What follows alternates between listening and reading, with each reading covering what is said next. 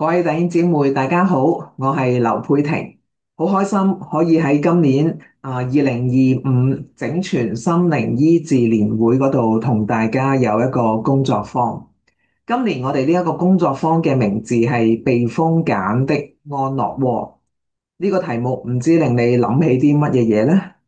安樂窩或者我哋講到揀今年呢個主題，可能我哋都會諗起安舒區。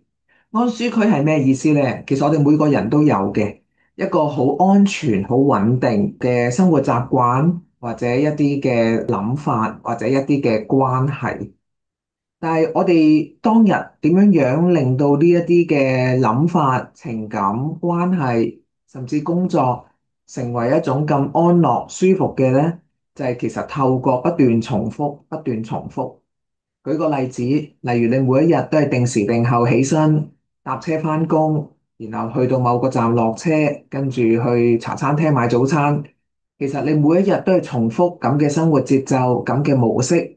當你一路日子過去10年、20年，你慢慢你就會發現，原來呢一個係一種令你好有安全感，令你咧覺得好有掌握嘅一種嘅生活形式。但係當有一日呢間茶餐廳執咗笠結束咗，當你落車再揾唔到呢間茶餐廳，再買唔到你買開嘅蛋治奶茶嘅時候，買咗30年啦，買咗20年，突然之間冇咗，打破咗或者干擾咗你嗰個嘅恆常固定嘅生活模式嘅時候，你就會覺得好唔安樂。原來有時我哋一啲嘅生活上嘅改變，一啲諗法上面嘅衝擊，原來都會令到我哋有好唔安心嘅地方。究竟我哋需要嘅安全感係咪需要咁多嘅掌握？係咪需要咁多嘅確定喺裏面呢？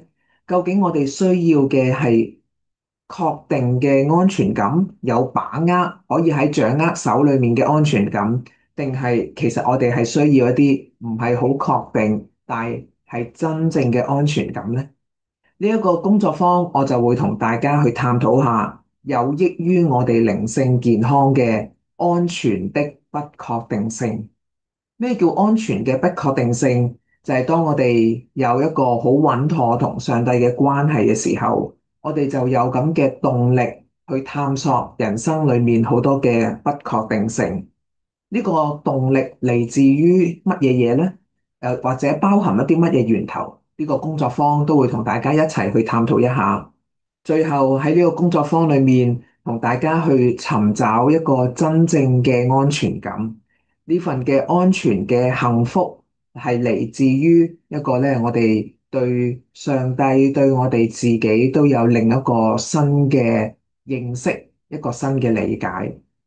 期待喺呢個工作坊同大家見面，一同去喺信仰嘅歷程裏面有突破、有成長。